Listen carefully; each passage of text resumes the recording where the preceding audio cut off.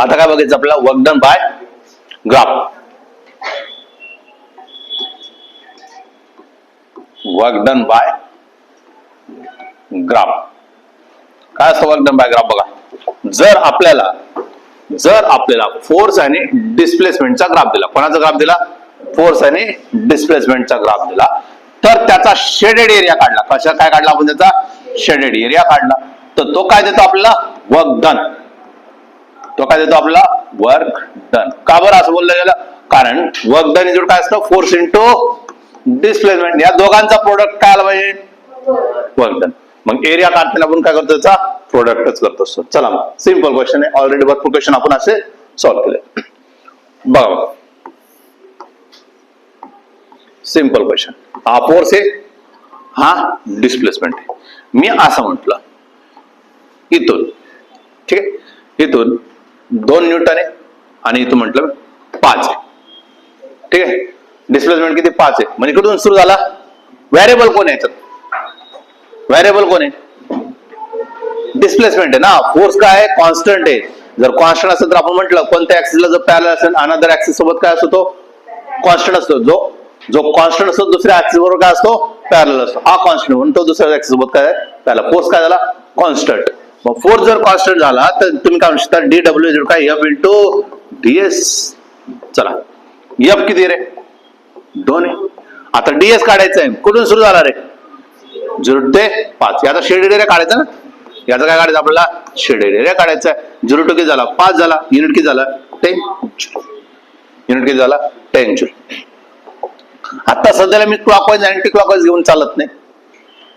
येईल ते cyclic process वगैरे येईल तेव्हा आपण वर्क डनला आपण पॉझिटिव्ह निगेटिव्ह पण घेणार. पण आता असं काही नाहीये. आता इथं काय तसं काही दिलेलं नाही. सायक्लिक प्रोसेस आलेलं नाही. सायक्लिक प्रोसेस आले तर आपण क्लॉकवाईज अँटी क्लॉकवाईजला वेगळ्या पद्धतीने विचार करतो. तेव्हा आपण फोर्स इंटू डिस्प्लेसमेंट राहील. चला दुसरा ग्राफ. हा फोर्स आहे, हा डिस्प्लेसमेंट आहे. मी म्हंटल असा ग्राफ आहे आपल्या जवळ. आता हा 2 आहे, हा 2 आहे, हा 4 आहे.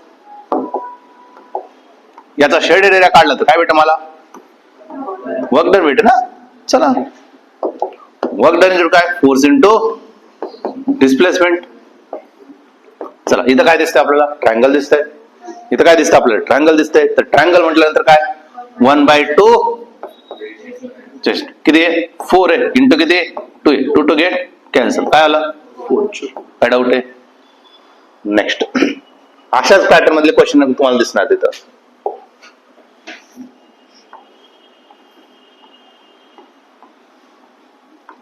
फोर्स आणि डिस्प्लेसमेंट.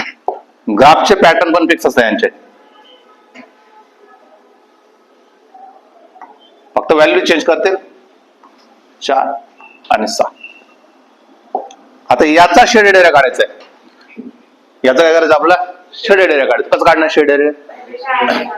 तुम्ही एकतर ट्रॅपेझॉइड समजून तुम्ही त्याचं करू शकता, पॅरलल वगैरे. मला ते आवडत नाही. आपण काय करतो? हे काय तुम्हाला स्क्वेअर आहे आणि नंतर हा काय तुमचा? बस आपण असे 2 याच्यामध्ये त्याला डिवाइड करून घेतो आणि सॉल्व्ह करतो. चला, वर्क डन करू का? हे 2 आहे इंटू किती? 4 आहे. प्लस किती? 1/2 आहे. हा ट्रायंगल आहे ना. पुढचा जो आहे तो ट्रायंगल आहे. 1/2 इंटू किती? 2 इंटू किती? 2. 2 टू गेट कॅन्सल. 4 2 8 प्लस 2 किती झाला? अवघड आहे. वर्क डन किती झाला? 10 जूल. नेक्स्ट.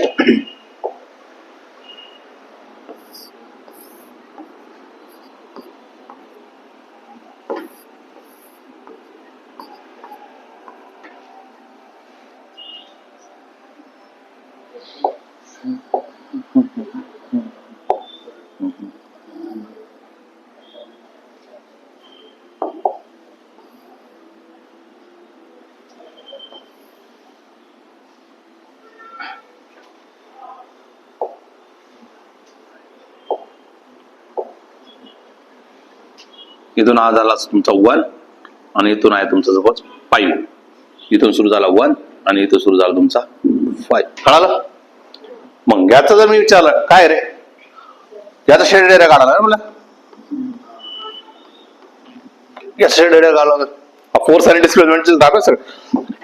फोर्स आणि डिस्प्लेसमेंट, फोर्स आणि डिस्प्लेसमेंट. हा काय लक्षात आलं, डायमीटर किती आहे? डायमीटर किती आहे? 4 आहे ना.